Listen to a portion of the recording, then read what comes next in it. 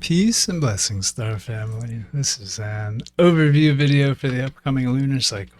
We're going to look at the upcoming month from the point of view of constellational astrology, using the living skies just as they are, just as if you were looking up outside at night. So the new moon on May 8th is happening in the stars of Aries, signifying new beginnings and adventurous spirit, surrounded on all sides by supportive and uplifting influences. Refreshed from last month's total solar eclipse, signifying insights and fresh ideas, new ways of doing things, and here these ideas can be planted and take root as action and activity. The full moon in constellation Scorpio, May 23rd, will emphasize the removal of obstacles to make way for new growth and deeper spiritual processes. We'll look closer at all this in the planetary transits this month to get a sense of the timings and energies that we'll be working with collectively between May 8th and June 6th, 2024. This is One Sky Astrology. I'm Michael. Thanks for tuning in. So we have a sun and moon in Aries for a new moon this month. And we are with Venus. We are also with Jupiter and Uranus, although they are very recently in the constellation Taurus. And yeah, it's a cusp. It's a cusp, especially when we're looking at Uranus. So right in that area of the sky, we have the sun, the moon, and all the benefics. It's pretty exciting, and it could be a really auspicious show for some of the activities and moves we might want to make this month. But just to get a sort of overview of where things are in the sky, we have Eris, Mercury, and Chiron in Pisces, joined by North Node, also Mars and Neptune in the earlier constellation. Saturn is in late Aquarius, late in the stars, finishing up Aquarius, about to head into the territory of Pisces. Pluto is just entering Capricorn, making his first steps into the early degrees of that constellation. And I think we have South Node. Oh, Pluto's retrograde and is the only planet who's retrograde right now at the time of this new moon. South Node is here in Virgo and sitting opposite that North Node that I mentioned was in Pisces. This is a really concentrated chart with a lot of unusual energies in Pisces and Aries, Taurus. And I think at best, this could provide a lot of open-minded motivation, a lot of inspiration. That's like a Pisces, Neptune, Mars thing. It could be around new directions. That's an Aries function. That's a Saturn and Aquarius function. That's a Jupiter and Uranus function, new directions. So we have a lot of energy, a lot of energy around new directions this month. That theme, will come back to it again and again. It's sort of going to permeate this overview. All right, so this new moon, this is the very same chart, May 8th. This is the very same chart that we were just looking at in 3D mode, and so the intention of the new moon phase is an intention of a seed or of a blueprint, a plan, something that wants to happen, and it serves in this way as a sort of natal chart for the whole cycle. So when we look at this, we're going to be looking at this as energies that will permeate and grow to express themselves during this month. New moon takes place with a sun-moon conjunction 16 degrees into constellation Aries, which is about 3/4 of the way through it. It's a small star group. Aries is a set of stars having to do with freedom, with independence, with instinct. It's a very primal influence. It correlates with enthusiasm, motivation, a kind of pioneering influence that wants to push limits. And Aries is correlate with the natural conscious desires that we all have that drive our life forward.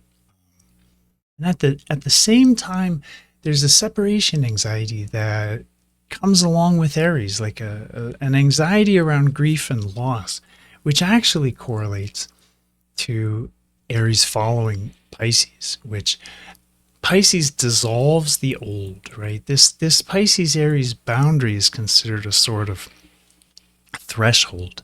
And as Aries is initiating new beginnings, he initiates a journey around the zodiac. Pisces ends that journey, and Pisces ends it by dissolving the old patterns and inspiring the new. So now here in Aries, we're following on these processes, and we have a lot of, let's say, fodder, or shall we say fuel for these fires of Aries in all the activity that's Piscean this month. So we have this combination of inspiring, dissolving Piscean energy and initiating adventurous Aries energy. Aries is at best the peaceful warrior, and at worst, like all the fire star groups, a violent narcissist. I want to give a big shout to Abby at Sumerian Astrology. Her channel's awesome, and she just published on Aries in the Understanding of the Arabic Mother Culture of Sumer. These stars were known as the hired man, and I'm gonna bring up. Let's see if I can bring up Stellarium. So yeah, we have the Stellarium view in Aries. Aries was known as the hired man. We have the sun in Aries now. Let's detail. We have Aries here. As I make this video, the moon is kind of lagging behind in Capricorn, but we'll focus on this area of the sky right now, even though we won't see the moon in this view. Aries wasn't a ram. It wasn't a fighting, stubborn, pugnacious influence like we give it so much credit for today. But in the ancient world, it was a rather lowly position, a sort of servant or shepherd or a worker. And surrounding it on all sides were star groups that were known in the ancient world as correlate with feminine wisdom and mysteries. So in the modern world, we have Cetus, the sea monster, and Andromeda, the sacrificial princess north. We have Perseus, the hero, here with Medusa's head in his hands, and this minor constellation Triangulum. And that's how we think about this area of the sky in the modern world. And honestly, the sea monster and Cetus and Andromeda, the princess, and Perseus are part of an insultingly stupid narrative in which Cetus threatens Andromeda because Andromeda's mother, Cassiopeia, she's up here too. Where's Cassiopeia? Has her own constellation, who was a queen. Cassiopeia had gone on about how her daughter Andromeda was prettier than even Lord Neptune's prettiest sea ladies. Now, Lord Neptune, in spite of his immortal perspective and domain over the ocean realms and their riches and other various benefits and advantages of godhood, presumably, was somehow not above the most impoverished of feelings and pettiest of reactions, and decided to simply murder Andromeda by sending the monster, Cetus, the sea monster, And this, I mean, this is like Bullfinch's mythology. This is like classic institutional. These are the stories we inherit. But just to get back to the story itself, this monster Cetus was not only sent to kill Andromeda, but there was a great flood sent to destroy her whole nation. And as you can imagine, if you know how these stories go and you understand the architecture of institutional mythology, you'll realize that's a perfect setup for sweet, sweet Perseus to come in and save the day. It's a real crowd favorite that gets a lot of applause. But these myths aren't important to understanding the skies. That's the problem. What's important is discovering how much the skies have changed over the ages. That's the point I'm making here. Because as Abby details in her recent video, this part of the sky was not as martial or militarized or violent as we think of Aries today.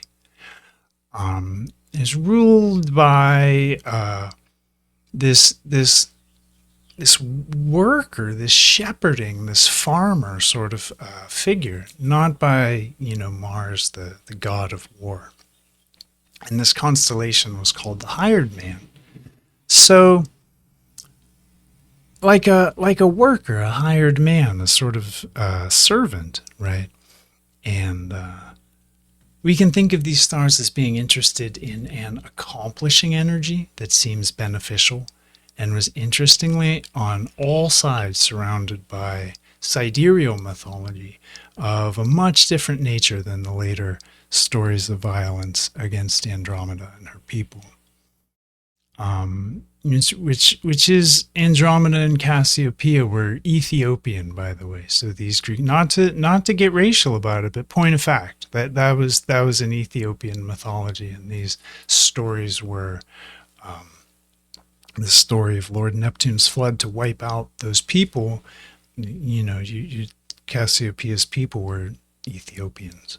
So there's a lot of suspect historical coloration around these mythologies, and I think it's very interesting how they've changed over time and sort of like obviously kind of doctored to convey convey certain impressions that are advantageous to the institutions of power. We have to be really careful when we get into sidereal mythology and dig as deep as we can, my friends, to get to the ancient roots of things. So thank you, Abby. Thank you all for listening. Let's get back. And I want to be careful here. I'm not necessarily seeking to like feminize Aries or it's a decidedly masculine set of stars.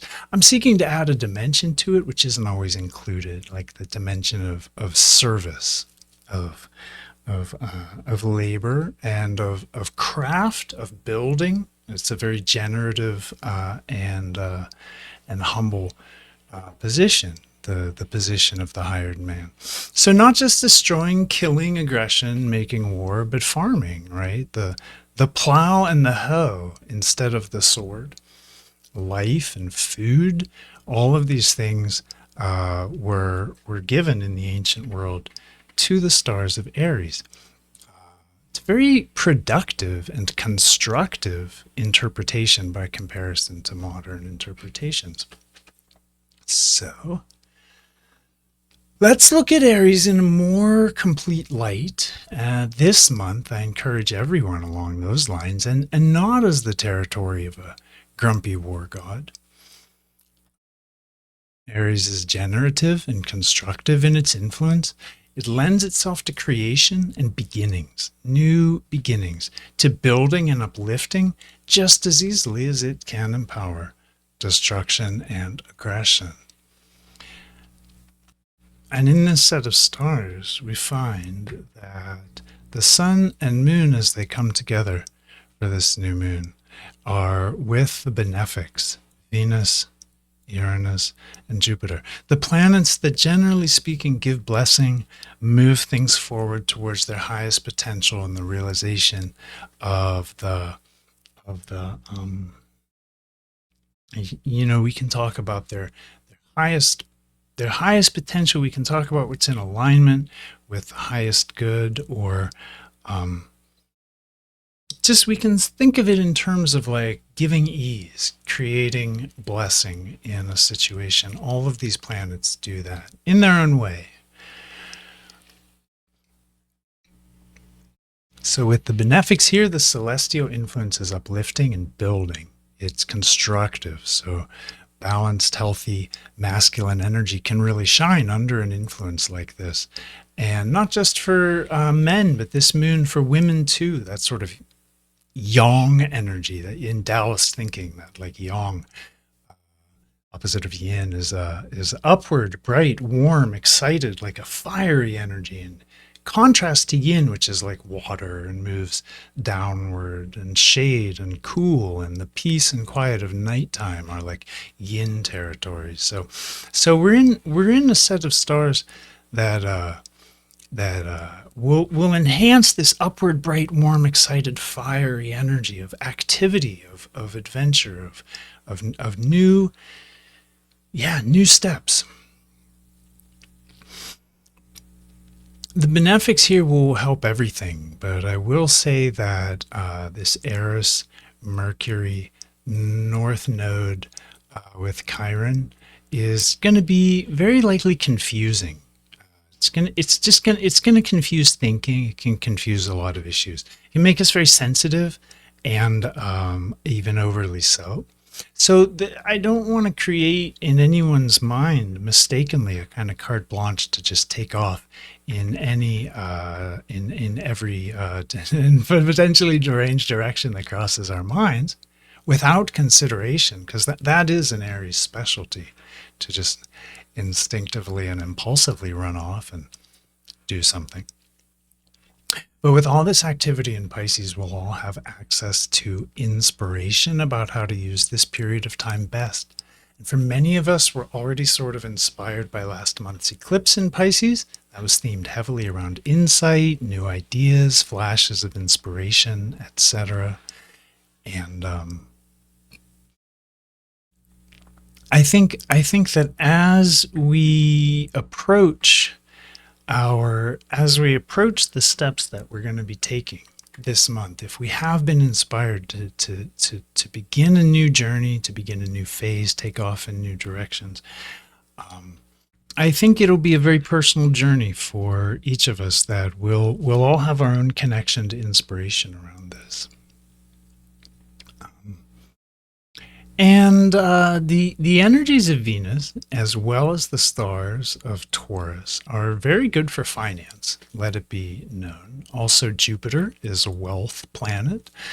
And I want to say that this is a time when the rulership of these planets, symbolized by Mars, who's ruling Venus, who's ruling these. So we have a sort of trickle-down dispositorship here, signified by Mars. And this is important to understand, that Mars is in a little bit confused position. It's a confusing influence to be with Neptune in Pisces. It's Mars is a very straightforward. Mars is a doer. Mars accomplishes. And the energy of being with Neptune in Pisces softens, weakens, distorts, confuses, makes obscure that straightforward motivation. So I want to encourage everybody to be sure that your motivations are aligned as deeply as possible with your best future, right? A lot of times I see this. We have desires and we're motivated to accomplish or obtain them, but we don't consider the big picture around consequences and effects. This is a time to tune into higher flows of thought, like any spiritual guidance or alignment that you have access to, and in any non-denominational way. I mean this. I encourage you to meditate, to contemplate on motivation, your motivation, and let yourself be inspired to consider your life in new ways, expanded, adventurous ways, correlate with this Jupiter, Uranus, Aries influence. That might let you take very brave new steps, especially in accord with motivations that have been brewing recently, that have been inspired by recent eclipses, recent dreams, ideas, messages, flashes of insight, all of the above. This is a time when we can take what we've been given recently and sort of hit the ground running. This powerful Aries energy. And all month we'll have the opportunity to re-examine and develop the patterns of our Mars. The month originates in Aries, and the full moon is going to take place in the stars of early Scorpio. So today we think of Scorpio as Pluto's territory, and that fits 100%.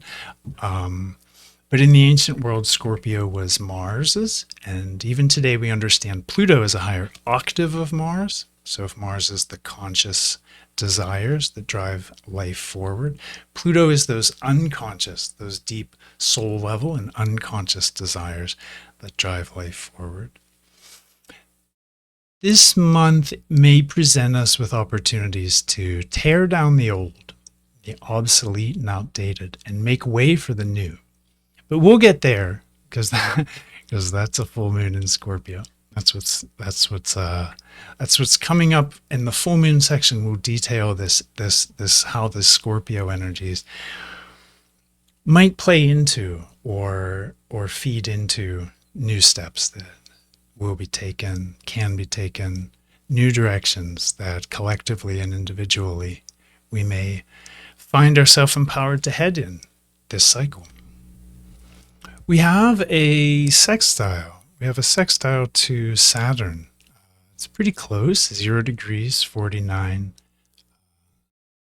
minutes. And Saturn's in late Aquarius. So I think this could stabilize. That's a Saturn function. It's going to ground and stabilize, change. And this is again, it's just going to increase. It's going to increase the new beginning factor. It's going to increase the empowerment of individuals who are in a position to take new steps, to start new phases, who have been inspired by recent events to do that. It's going to stabilize the new patterns that need to emerge, that want to emerge, and that is something that we can lean into. A sextile implies that the best use of this aspect is going to be to just recognize that it's there and remember as things change to lean into that grounded sense of what stays the same. Saturn is always what remains, the breath, perception. If those things change, you've got bigger problems than Saturn to worry about. So leaning into this, Saturn in Aquarius brings new patterns, but Saturn himself stabilizes in the body, grounds us in our experience. When Mercury is with Chiron or Eris, and Mercury is with Chiron and Eris, we can have sensitivities. We can have a lot of oversensitive, wounded, kind of like overly delicate sensibilities under this influence. So we can be very attuned to shadow work and healing under an influence like this, but our thoughts can be moving in some deep waters, and there are monsters to be aware of. So I want to say, don't go in too hard if you're really inspired to do this depth work, this shadow work, this freedom-oriented work of, Eris processes have us confronting our shadow. They involve us becoming aware and recognizing things that we've hidden from ourselves. So these unearthings, I encourage everyone to, if they have experiences that kind of correlate with that template, don't go in too hard, but be gentle and respectful of the depth that's indicated by Pisces and Cetus there. Again, Cetus under Aries and Pisces, the sea monster south of the ecliptic band. we do have something worth mentioning that's been long awaited, a great and vaunted event by many. Is that a word, vaunted? I may have made a word up or dug too deep or something that isn't actually there. But Uranus is in Taurus. And I want to make a couple notes on this. One is this system that I'm using to delineate star groups is a midpoint system largely developed by Athen Chimenti and modified by myself, mostly to reflect some discrepancies in the boundaries of Cancer and Leo. And that's okay. We all have our own ideas about where stars begin and end, and that's my point. There's no line in the sky. There's if you look in space, you just have star groups, and Uranus is somewhere in between. So I'm not trying to say that Uranus ingressed to Taurus in this period of time, and that's correct. Someone else might use the International Astronomers Union boundaries. That's a different set of boundaries than these midpoint boundaries I'm using. They might tell you Uranus ingress into Taurus, some months ago. And it's not about right or wrong. That's the nature of cusps. That's the nature of stars. We're just approximating here. So this is a system. And in this system, Uranus is 14 arc minutes into Taurus at the time of this new moon. Now, a lot of people have been waiting for Uranus to ingress Taurus, right? Many people have been waiting. And that is to say they've been waiting for like one of the following, like A, the age of Aquarius. Sorry. B, the rapture. Super sorry. C, an era of cryptocurrency. And you may get your shot at that. That remains to be seen. Alternatively, D, some people are just waiting for the robot rebellion, waiting for Uranus to ingress Taurus and the kind of machines to take over. But much has been made of Uranus and Taurus. I mean, people have been counting their minutes down, holding their breath. It's been great. And to provide some context, Uranus passed the galactic center, Sagittarius A star, the supermassive black hole at the center of the Milky Way galaxy, a very important marker. When Uranus passed it, roughly as the internet was created. And this whole phase of Uranian activity reflects digital connectivity, information sharing, the rapidly increasing evolution of ideas, and a sort of evolutionary quickening. So now in Taurus, right, is this when and okay, so let me take it back. Before we get back to Taurus, when Uranus passed the galactic center, like any other planet passing the galactic center, it passes the point at the middle of the galaxy, and this initiates a new phase of expression in that planet. And this phase of expression is correlate to computer development and machine intelligence. So now in Taurus, I think we can expect to see anchored and stabilized. Those are Taurus functions. We're going to see stabilized and grounded, kind of anchored. Those qualities which we were trying on for size in Aries, right? Taking kind of awkward first steps. And to me, this seems really closely correlates to the development of AI, of artificial intelligence. Uranus had been in Aries for about 5 years, since early 2019. So in another way, everything we can observe about Uranus and Aries currently is totally skewed by pandemic and all of the associated like unusual activity. But for that, I think the internet saved several important economies, a lot of sanity, and allowed people to work from home, allowed children to school from home. And I would expect to see more of what worked well in Aries going on as Uranus moves into Taurus. So this sort of experiment that we all just sort of survived around how technology helped us change to navigate the challenges of the emergence in the arc of COVID-19. That was a lot of Uranus through Aries. So in a way, just to synthesize all this, I think we'll see new steps.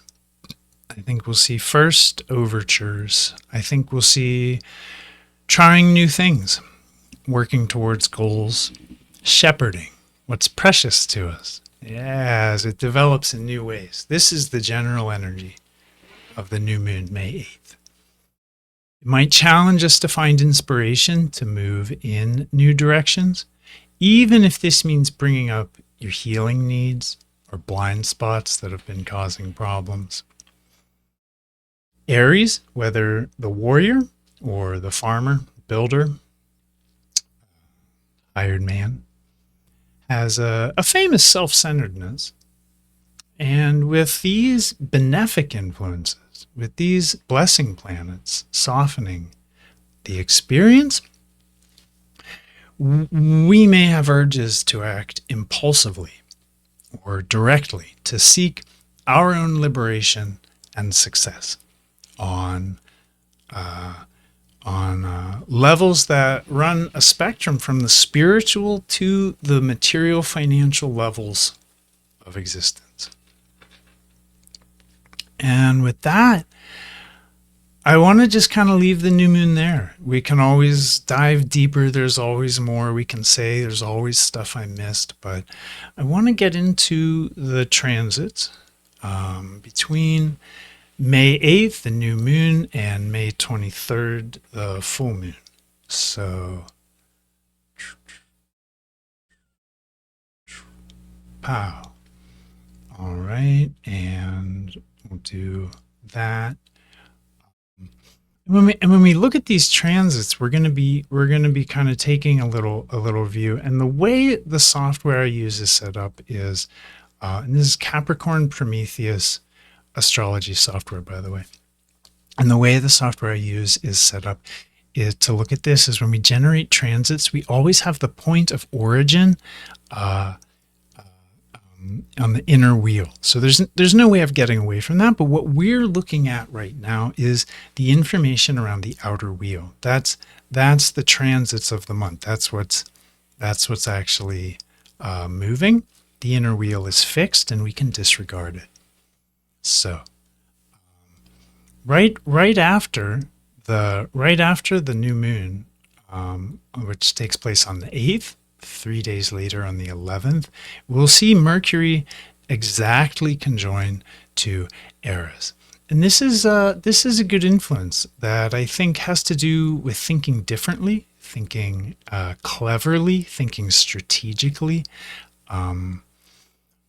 Projections, maybe. I'm always saying that with Eris because I've seen it very consistently. Eris deals with recognizing the hidden, recognizing the unacknowledged with processes of discovery, of recognition, of excavation.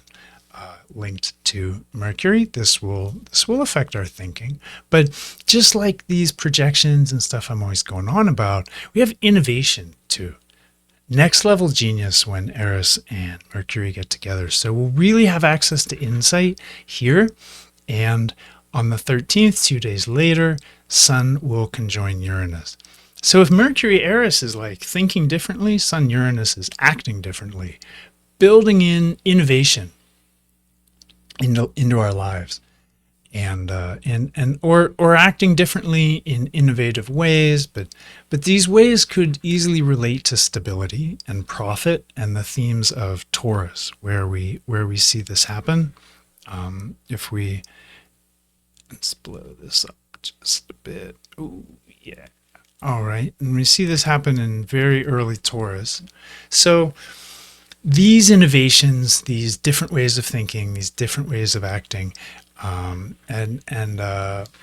it could have to do with the other themes of Taurus, which include our self-relationship, big one that always gets mentioned, value system. And so true. Taurus is how we organize what we will and won't do. It's a value system. New ways of thinking, change, evolution. That's what we should expect in the realm of the Taurian archetype. And this should correlate with uplift and benefit this month in various forms. And then a day later, less than a day, within 24 hours to that Sun Uranus conjunction, we see Venus sextile Saturn. So we have in a way, we have these sort of three. These three are kind of a cluster of transits that have a lot to do with innovation, change, and Venus will soften Saturn. Now Saturn's in Aquarius, so Saturn in late Aquarius is also, this is like a change and rearranging influence. So Venus always softens Saturn, kind of soothes his grumps, and the sextile is like her best aspect. It's like classically considered her like best aspect in some strains of thought. So like I said, with Saturn finishing up Aquarius, this could help us integrate and appreciate new routines, new habits, new patterns in our lives, or any structure or thing introduced recently that has been difficult to integrate. So these three transits are about new and innovative things. As we come out of the gate, the new moon, the ground is like laid for us to integrate change, right? And I'll leave that very broad since it's going to be different for everyone. But these collective waves involving Mercury, Sun, and Venus, definitely going to be felt on a personal level. And then we have another set. We have another set of transits that we'll sort of look at as a group. And before we even get there, we have the waxing quarter moon. So I'm gonna change lanes. I'm gonna get the waxing quarter moon up on the screen.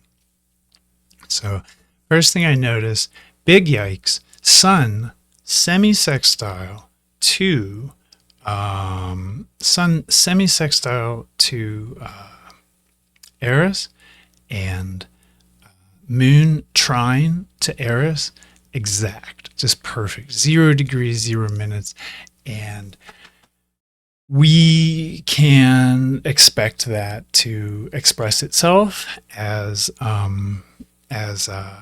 Moon Eris from Leo to Pisces perfects exactly as the luminaries perfect their square for the waxing quarter moon. It's a very artistic influence, Pisces to Leo, a lot of inspiration in Pisces, a lot of generation in Leo. And when you have a Pisces Leo pipeline, you can take that inspiration and you can generate vivid works of art with it. So I encourage everyone to channel the chaos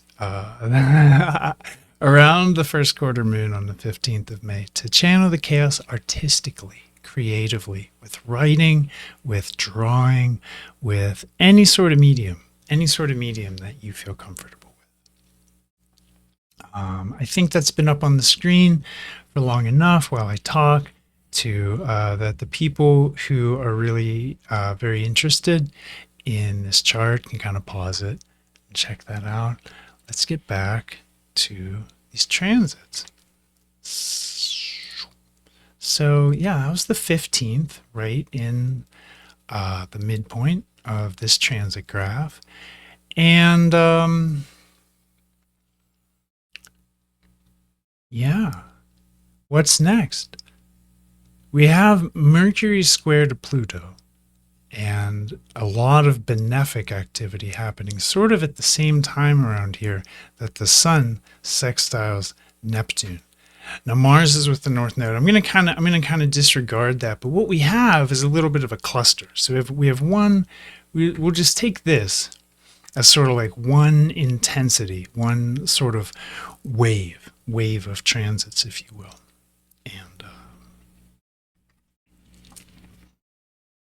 And when Mercury squares Pluto, things can go to one extreme or the other, or both, even both at once. Pluto is very difficult to predict or understand.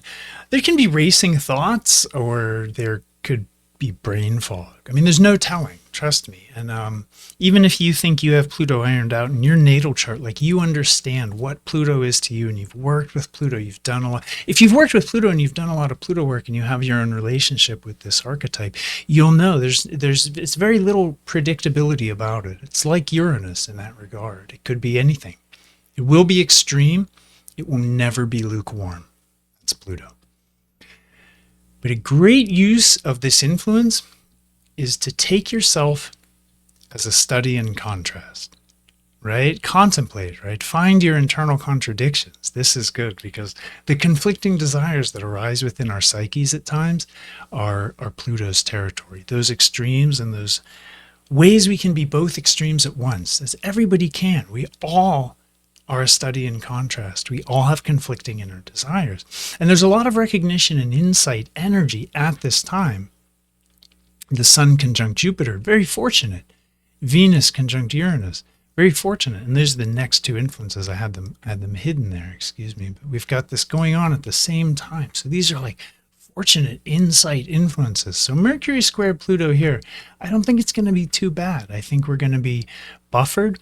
We're going to be able to be inspired. We could have access to new and expanded self-appreciation, see ourselves in a new light, right? Stabilize a new, expanded self-relationship. Ground new patterns and habits around self-love. And if this affects your chart in a uniquely personal way, it should be a positive influence. So late Taurus, late Libra, especially, that's the conjunction and opposition. If you have things going on there, this could be a time when these chart features for you could be very activated. And at the very same time, when we examine the chart, we do see, we'll just take it and put it here on the 19th. We see Mars with the North Node. Kind of circle that down there. And the Moon will be with South Node at that time. So while this is all going on, we do have an influence as we move towards the fullness of the cycle. It's interesting. It's worth mentioning. Mars in the orb of the lunar nodes with Moon in the orb of the lunar nodes could be a distorted influence around competition. There could be competitiveness around this time that's really, because of the presence of the nodes, it's really worth mentioning. It's actually worth taking the time that I just did to point out. Because it's not in these charts. You don't have like a Moon opposite Mars because I'm not charting lunar aspects. There's just too many of them. It would complicate everything. This wouldn't look nice and tidy and neat and easy to digest. But I digress. Let's move on. We've got this kind of group ironed out. Could be competitive influence at the same time. There could be insight, change, stepping into new directions, stepping into putting our toe into new water, seeing new things, how they feel, trying things out at this time. And it's going to be a little bit continuation. That Pluto influence, Pluto square Mercury, definitely a thematic continuation of these early vivid change influences. Which leaves a couple things. Just as the full moon is approaching, we have four influences worth mentioning. We have Jupiter sextile to Neptune. And so at the time of Jupiter sextile Neptune, we'll be very close to the full moon. It'll actually, this aspect will actually be 0 degrees 3 arc minutes approaching at the full moon. And this is a very high-minded influence. This is very idealistic. And Venus will be with Jupiter during this phase. You can see the two of the last aspects here are Venus conjunct Jupiter and Venus sextile Neptune. So Jupiter sextile Neptune and Venus is with Jupiter. We can get a visual on that. Venus with Jupiter. And again, the whole benefics are clustered here. And we're sextile to Neptune, who's here in Pisces. So Sun trines Pluto. That's 10 days after the Sun conjuncts Uranus. We've got a change and transformation influence. Very, very unavoidable change and transformation influence. We also have the conscious working together with the unconscious. So we could have weird effects there, but we could have soul level thinking. Soul level thinking. When Pluto trines Sun, you have access to the deepest flows of information and desire within your own psyche, to some of the deepest truths of yourself. And that'll bring us through these transits. So let's get the full moon up on the screen. And yeah, this chart is for the full moon, May 23rd. And the intention of the full moon is really more to show a high point of energy, a very charged point that usually correlates with the expression or the harvest of what was signified by the seed, or that low point that is correlate with the new moon. So every month we have this pulse, this sine wave pulse of energies, new moon, full moon, new moon, full moon. And the new moon is like the potential, and the full moon often is the kinetic expression, the reality, the manifestation. So it's not always that easy, but we do get a general template for the cycle. We get a flavor of the month. It's very accurate and helpful to the energies that are experienced at ground level. And yeah, this full moon happens May 23rd, 2024, everywhere. We do have this change, and we do have this change energy that we were just talking about. We were looking at the transits. We have this Jupiter sextile Neptune energy. Jupiter is very close to Venus. All of this very close to the Sun. And we have a formation, Neptune, Pluto, Moon. So we have trine, Sun trine, Pluto, Neptune, trine Moon for the full moon. And the moon in early Scorpio. And that's kind of the general template. That's kind of the main thing happening. I love to see all this whenever the benefics are together. It's going to soften and bless everything. But the Taurus Scorpio axis is a beast. It's a real beast. This we got to understand, even with all the benefics here, because this is where the full moon is happening. And we've got heavy and close involvement from deep and difficult planets, all the outer planets, Pluto and Neptune. So the Taurus Scorpio axis is an axis that tends to really shake people out of isolation, tends to break down things, tends to break down self-relationship and get to the depths of selfhood. So there's a lot of analysis here. There's usually a lot of self-analysis. There can be crisis. There can be breakdown.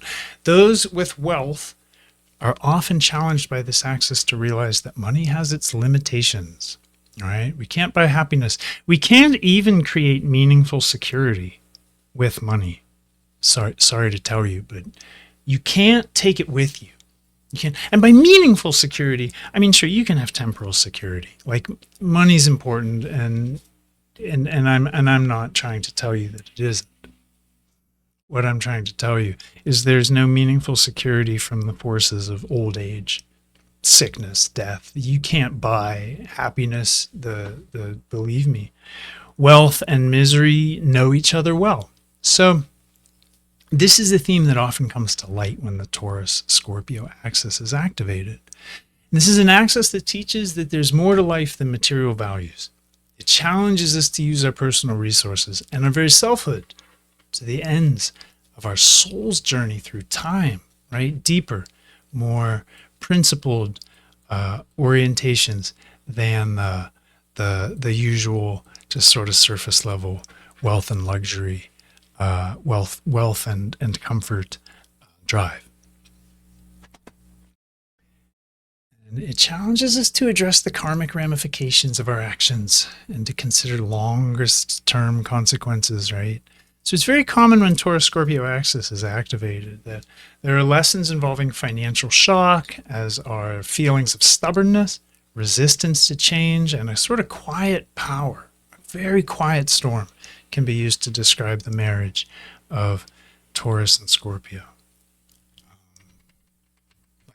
Like that Sade song. The moon's on a star that's interesting because it's either the head or the claw of the scorpion, depending on how you draw the scorpion. For those who know, Libra used to be the claws of the scorpion instead of the scales. So this star in early Scorpio is, it just depends on whose maps you're using. But the Shubha has to do with insight, penetrating insight, detective work, investigation, discovery. There's a connection to surgery and surgeons, which I don't think is going to be relevant to most of us for this full moon, except in what it implies, which is there's a penetrating insight into what's going on inside. You've got this inner, you've got this discovery and potential correction of imbalances going on under the surface. Again, with recognition, with discovery, with seeing what we're hiding, and uprooting it, changing, transforming, taking new steps. So, like I said, the sun still conjunct the benefics. Very fortunate. The sun is trine Pluto very closely, and the moon is sextile Pluto very closely. Sun is sextile Neptune, and the moon is trine Neptune. Again, sort of close enough to be meaningful. These are deep processes. This is going to trigger deep spiritual stuff like universe level issues, soul level issues. I mean, if you have outstanding beef with God, like, it might cook this month. I mean, I don't know. We might come to a point where you are forced to come to an honest assessment and drop what isn't working. And I mean, that's change. That's what's needed. That's the whole story here of these stars, taking new steps based on recent inspiration. And what's needed to take those new steps. We need to generate the blessing to kind of reduce obstacles, and we need to jettison what's dead weight, what's holding us down and holding us back from making this new journey. So we're perfectly poised here with this new moon to do it. That's the good news. And yeah, with the sun so well protected, I mean, look at all this. Good night. And the moon in such deep territory. I mean, it's Scorpio. That's the depth. We should be able to make really strong headway towards the actions and activities signified by Aries in the new moon, which is basically to clear the ground, clear the obstacles, make way for change, new beginnings. That's been the theme building. So we have the help of our own deepest selves, right, in Lord Pluto here, and also the help of the universe. That's Lord Neptune there, and the cosmos itself. I mean, really. So don't hesitate to connect, right? In meditation or prayer, reach out with what you want and need. Reach out in clear language to the universe and let it know. Let it know.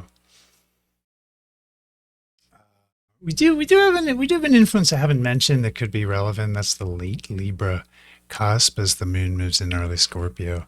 And I think we can expect guidance and insight about our relationships. It's a degree of the sky famous for deepening relationships, kind of taking things to the next level, and or pruning relationships, cutting off those relationships that don't serve the higher good. That's a theme here. So it's often both, right? We often do one to make way for the other. And that theme is really common to the area of the sky where Moon is. So, this could be potentially a challenging full moon due to increased emotional and psychic sensitivities. That's a Pisces and a Neptune function. That's a Chiron function. Chiron was with Mercury for the new moon, so was Eris. I could go on and on, but there are emotional and psychic sensitivity factors this month, just galore, combined with increased destabilization, intensity, these Pluto functions. The benefics will protect. The benefics will protect, but on a certain level, that could be really hard to talk about. I think that we can say the universe will likely be on its best behavior. Jupiter cares about our feelings. Jupiter cares about our experience, and so does Venus. And his close contact to Neptune and Venus here is going to bring a lot of personal consideration to an otherwise very cosmic process.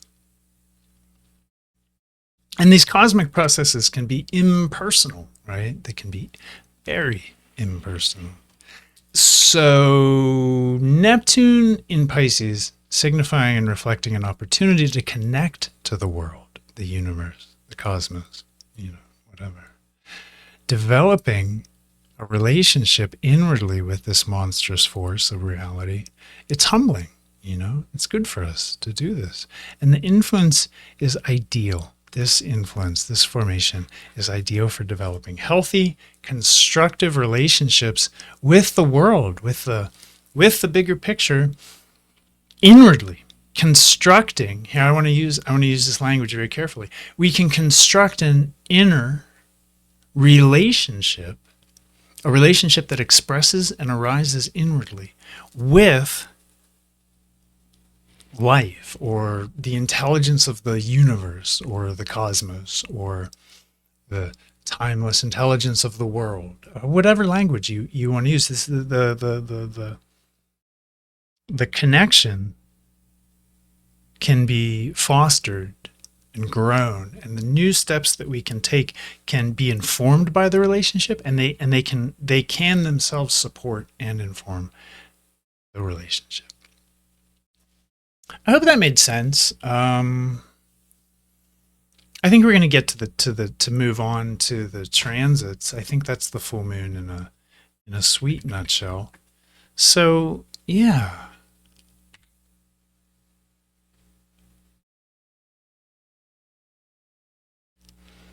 And in this transits graph, we're looking at the time period between the full moon and the next new moon, and it breaks down pretty similarly. We've got this sort of early bunch of transits, and then a little break mid-month, and then wow, a lot of activity June 2nd, 3rd, and 4th. Very intense period of time for transits. Let's see what's happening. Kind of break it down on a one-to-one basis. We'll start here, because we already talked about even up to Jupiter sextile Neptune. Jupiter sextile Neptune, it has the effect on top of meaningful coincidences, and can create synchronicities. It has an effect of putting people in the kind of right place at the right time. So we may that may be neat to look out for in your personal life as Jupiter and Neptune sextile in the transits. Pluto trine Venus on the 25th, and then Mercury sextile Saturn on the 27th, 28th. Oh, Venus trine Pluto can intensify relationship issues. And if you're not in a relationship, remember there's always your self relationship, which is always what all of our other relationships are unwaveringly based upon: self-love and self-appreciation, or lack thereof. They're never based on anything else. So one of my favorite things about life is that all this is between us and life at the level of cosmic consciousness. Nothing's really personal from this point of view. people that come into our lives and play roles or convey messages can be providing just what our souls need and what our unconscious needs are at this time. So pay close attention. Pay close attention. Mercury sextile Saturn late on the 27th, late my time zone. It's going to be an influence that really helps planning, strategizing, stable, long-term thought is the specialty of Mercury sextile Saturn. It's a focus on projects, and their last conjunction was in Aquarius. So this sextile will deal with themes of integrating and implementing new ways of acting and thinking. After that influence, we find ourselves at the we'll do the waning quarter moon chart, and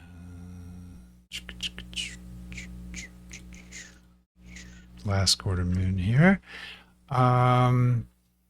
Yeah, while it's up on the screen, I don't know really what there is to say about this. I think the closest relationship is still to Eris.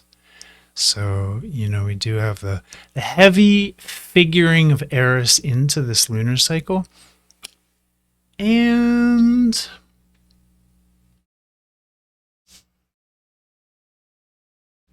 yeah, I'll just leave this up. We have a late moon in Aquarius. This will help us think about things differently in retrospect.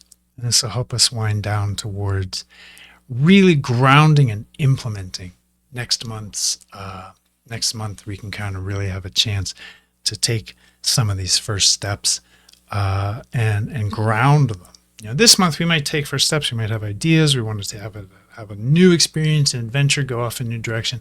Next month will be more for those of us who this applies to, or to the extent that this applies to you. Next month is going to be about grounding, anchoring, stabilizing those patterns. And Moon in Aquarius will help us think in new ways relative to that as we start to wind down towards that Taurus new moon. All right, with that said, I think the chart's been up long enough. Let's get back to the transits. And yes, my friends, thank you for your patience. Mercury conjunct Uranus. Yeah. It looks like right at the end of May, the last day of May, we have a Mercury-Uranus conjunction. Usually exciting because Mercury and Uranus, when they combine, are very correlate with higher orders of thought. Genius, insight, inspiration, solutions, like that eureka moment, even Satori moments of just that flash of next level mental organization. In Taurus, this has to do with self-relationship primarily and how we're monetizing our assets. And the next group that we're going to look at, let's see. The next group we're going to look at is sort of happening under two longer influences that serve as a kind of umbrella. We have a Sun conjunct Venus influence that goes from the end of May onward, past the next new moon. I'm not sure exactly when that ends. And we have Jupiter trine Pluto, which extends from the 29th of May, again, onward almost to that next new moon. And these longer influences are going to be I think of them as like an umbrella under which a lot of these shorter influences are going to pop up and happen. So it'll be important to understand this.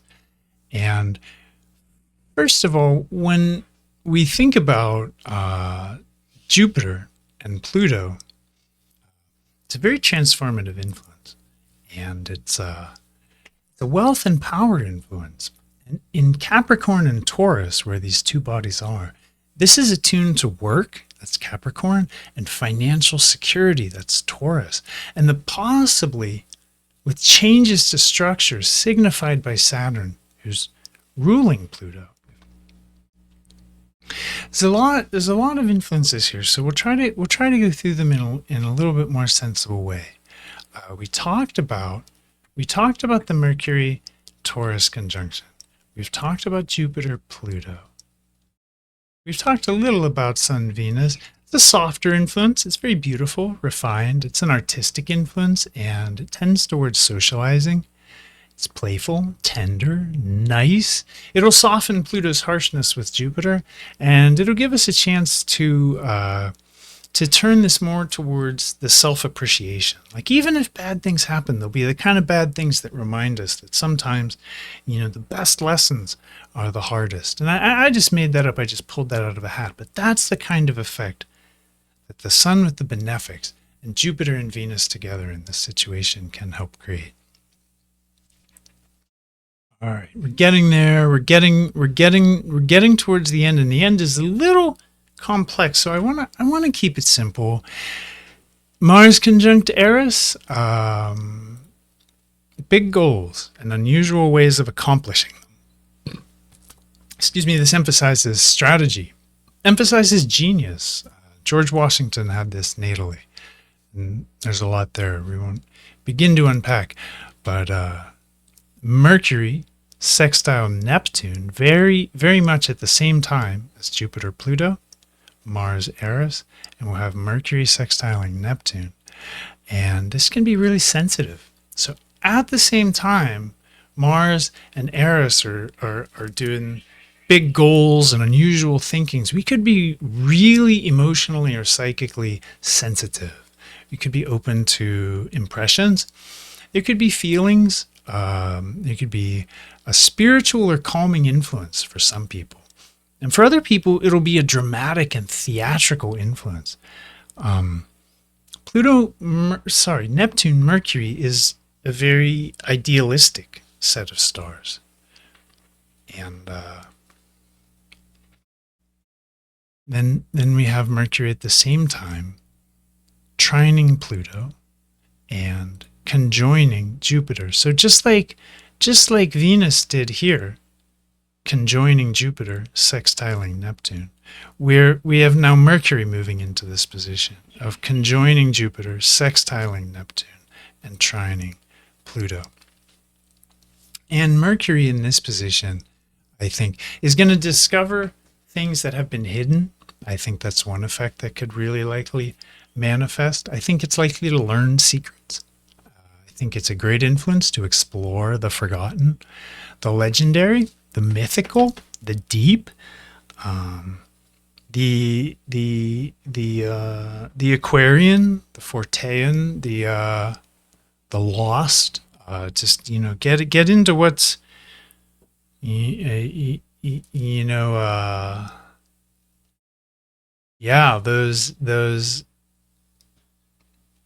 those deepest mysteries of life. This is going to be a really great time to make strides forward in our understanding of and our relationship to those mysteries.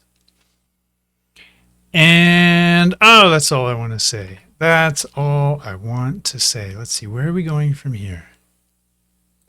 Back here, and then we're gonna take one quick look at the next new moon. And the next new moon is going to be June 6th. It's going to be taking place very closely with Venus in Taurus. That's amazing. We have a stellium with the benefics, Mercury, Jupiter, Uranus, all in Taurus, all in lovely, stable, self-appreciating Taurus. And the Sun and Moon and Venus are meeting on fixed star Rigel. That's Beta Orion, an important star, second brightest in the constellation of Orion after, is it after Betelgeuse? I don't know. Rigel might be the brightest star in Orion, actually. I'm not sure, and I don't want to speak above my knowledge. So I will just leave it as an important star in Orion. And that's that, friends. Man, that I think is going to do it. And Yeah.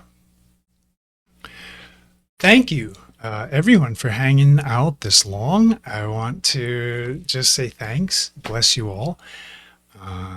Some things I want to promote are my upcoming dialogue series with Kathleen McLaughlin. She's going to be talking about Time Lord stuff. And for those of you who may not know her, because she's not as high profile a professional in the scene, she's a genius and a peach. And this one's going to be fun, fam. If you have a Facebook account and you want to join us on Radical Astrology, it's a group for people who are interested in astrology that uses the real sky. So sidereal of that constellational bent, be it true lifetime sky, true sidereal astrology, constellational astrology, people who use the zodiac 13 sign astrology, all of the above. We don't discriminate. We just like the sky. Yeah. So join us on Radical Astrology if you have a Facebook account. In my personal world, my sweet bae, Serena, is still waiting for a disability decision. She is 10 going on 11 months into a process that they advise could be 18 months long. She can't work. Not only can she not work, she's not allowed to work. And the financial hardship of the application for disability is significant. So she has a fundraiser. She has a GoFundMe. And while she waits for a decision, you can support her by sharing the fundraiser or donating. Thank you.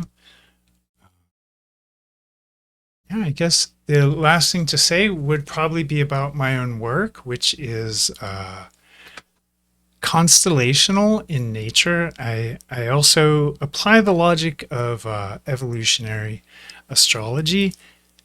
And I mean, in a nutshell, that's what makes it unique.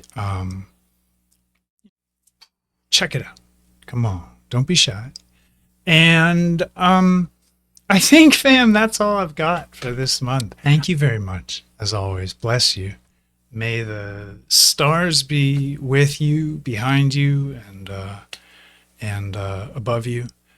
And don't worry, we're in space. They're always all around us. But may you feel them. May you feel them behind you as a wind and a wave that carries you through this month. Fam, love you all. Thank you.